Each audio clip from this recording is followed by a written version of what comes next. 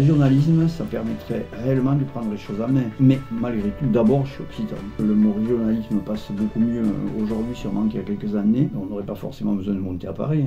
Bonjour à tous sur Politique en fait. Après la géopolitique et le syndicalisme, parlons d'un autre sujet sensible, le régionalisme, avec comme invité Jean-Luc Davezac, président du parti Bastir-Occitanie, un parti régionaliste d'Occitanie logiquement. Mais quelle est sa conception de la place de nos régions? On y va.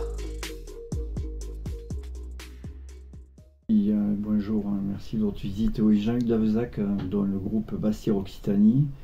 Voilà, bon, pour ma part, j'ai déjà été élu, j'étais maire adjoint de cette commune ici, et puis membre de la communauté de communes aussi. Voilà, d'autres d'entre nous aussi sont élus ou ont été élus.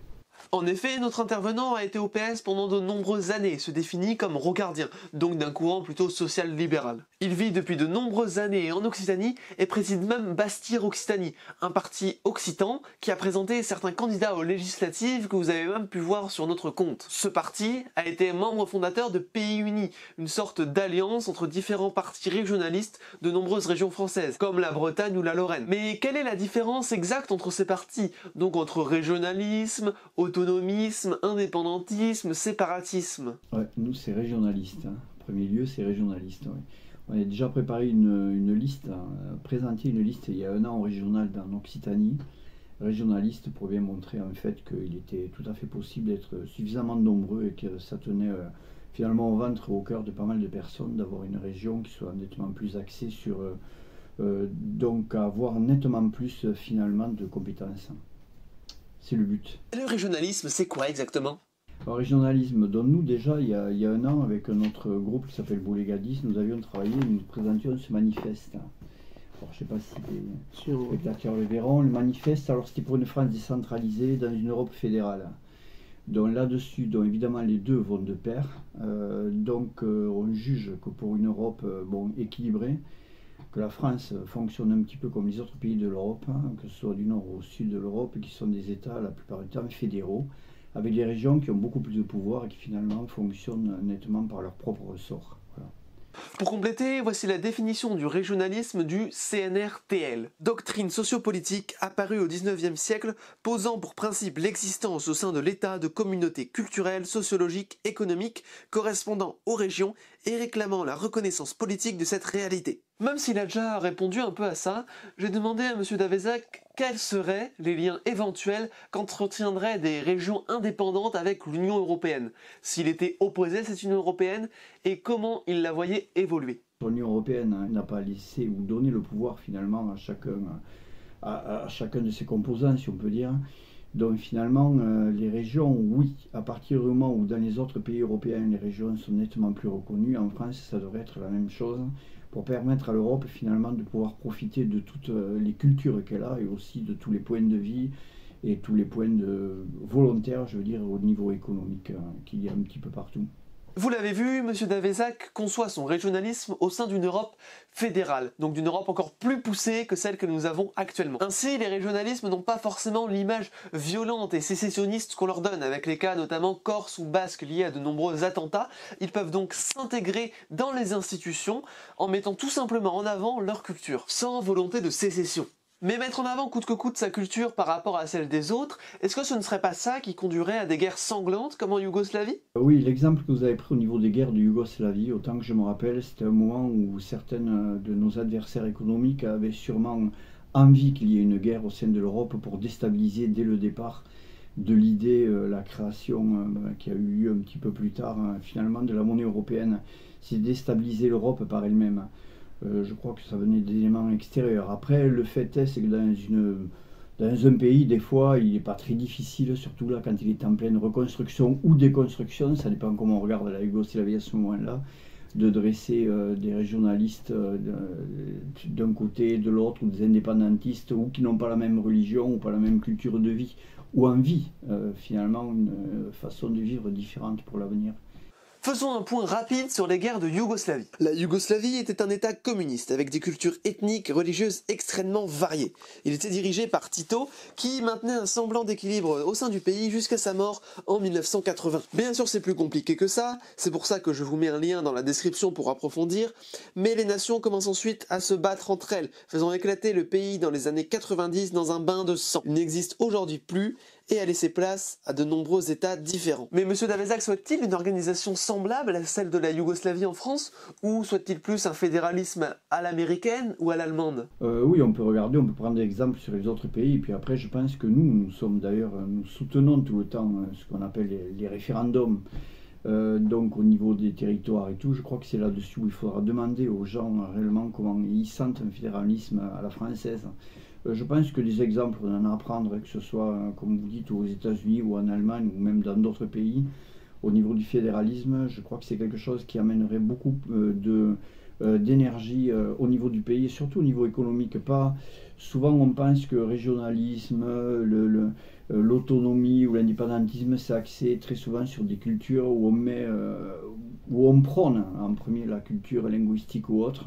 En fait, nous, généralement, c'est aussi forcément économique et tout pour arriver à faire quelque chose qui tienne vraiment en place, soit du vrai régionalisme. Très souvent, ce que l'on a entendu maintenant beaucoup moins, le mot régionalisme passe beaucoup mieux aujourd'hui sûrement qu'il y a quelques années, c'est rattaché énormément aux langues, tout ça et tout. Oui, il y a les langues, il y a la culture de vie, d'accord, mais le régionalisme tel qu'on le voit, c'est au niveau économique, c'est à tous les niveaux, et c'est là-dessus où la région doit vivre par tous les moyens. Elle doit prouver qu'elle a absolument toutes les compétences nécessaires pour arriver à se mener et envisager son avenir d'une manière beaucoup plus fondée et beaucoup plus proche finalement de son positionnement géographique. Mais déjà, est-ce que toutes les compétences de l'État doivent être transférées aux régions? Oui, tout à fait. Oui, tout ça doit être au niveau de la région, il n'y a aucun problème. C'est-à-dire que cela va amener forcément un plus au niveau économique, une relance encore nécessaire, forcément, et des capitaux qui est à la place. Et ce que l'on reproche un petit peu justement sur ce manifeste, c'est le fait que tout est en fait centralisé chez nous, dans la capitale ou dans l'Île-de-France, autant les capitaux des grosses entreprises ou autres, alors que finalement, nous on pense, et puis ici nous avons un exemple avec Airbus, c'est très clair, nous avons vraiment l'exemple au niveau européen, et même après, on peut dire commercialement au niveau mondial, en comparaison avec d'autres entreprises mondiales. Dans ce cas, on peut penser à Boeing ou à d'autres marques. Le fait est, c'est que les capitaux peuvent venir à partir du moment où les sièges des entreprises et tout sont maintenus dans la région. À partir de là, évidemment, les capitaux viennent vers notre région. Et c'est bien ce que l'on veut, et c'est par là-dessus que l'on veut déclencher donc un mouvement beaucoup plus fort sur l'économie régionale. Pour cela, il existe différents moyens. On distingue la déconcentration de la décentralisation. La déconcentration renvoie à l'application des décisions. Un État déconcentré fera appliquer ses décisions à une échelle locale et non à une échelle nationale.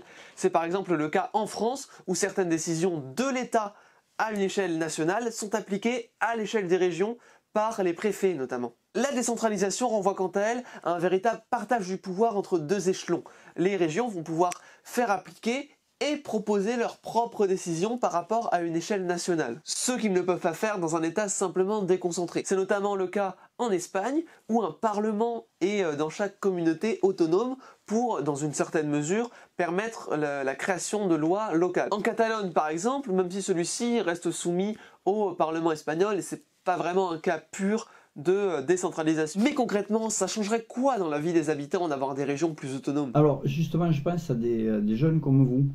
Immédiatement, c'est obligé. C'est-à-dire que par exemple, quand on voit que pour réaliser tel ou tel métier ou telle ambition, il faut partir nécessairement, on va dire, monter à Paris, et le terme est de monter à Paris, mais on n'aurait pas forcément besoin de monter à Paris. Je dirais qu'il y a des métiers ou il y a des écoles ou autres qui pourraient être en fait réalisés dans chaque région selon ses compétences, et ça permettrait finalement de développer vraiment un corps économique beaucoup plus puissant à l'intérieur de chaque région. Un corps économique amène après forcément des finances et qui permettent après d'aller vers un financement au niveau des infrastructures ou autres. Et quelles sont les réactions ressenties sur le terrain par rapport à ce régionalisme? Des fois il y a l'étonnement.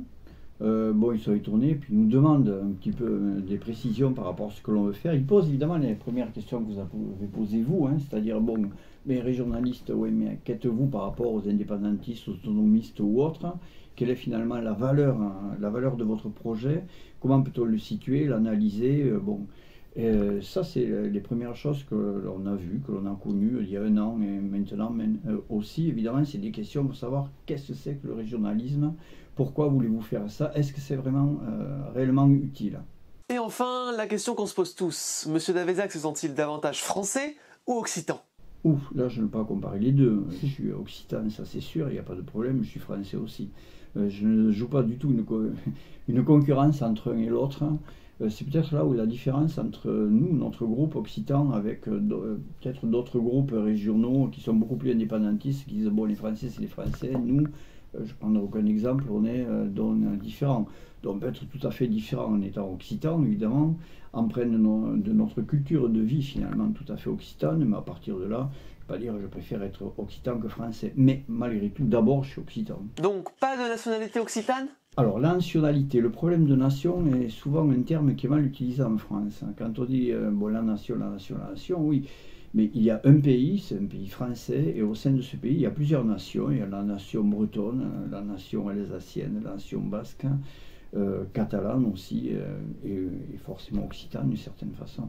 Il y a différentes interprétations du mot nation, mais on retrouve souvent cette définition. Groupe humain assez vaste qui se caractérise par la conscience de son unité et la volonté de vivre en commun. Si l'on va dans ce sens, les entités régionales pourraient donc très bien être considérées comme des nations à part entière. Et c'est sur ces beaux mots que M. Davezac conclut son intervention sur notre compte. Oui, sur un mot, juste pour dire que les Français devraient se poser la question et savoir réellement pourquoi notre pays est un pays totalement centralisé depuis la Révolution française.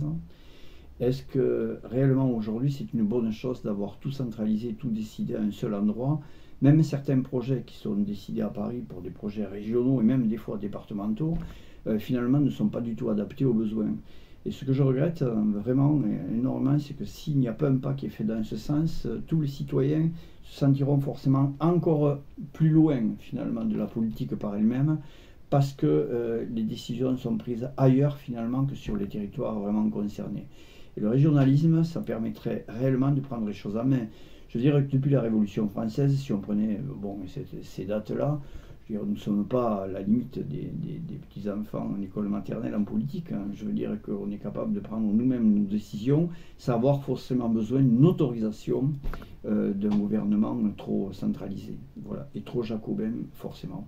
En bref, on peut dire que les régionalismes répondent à des formes bien différentes et qu'ils ne font en aucun cas l'objet de consensus. En tout cas, je vous remercie beaucoup d'avoir suivi cette vidéo et je remercie aussi énormément Monsieur Davezac d'avoir accepté de répondre à nos questions. N'hésitez pas à donner votre avis par rapport à la vidéo et à proposer des futurs intervenants. Et dans 2 semaines, nous retrouvons un invité dont la fonction nous concerne tous, autant que nous sommes.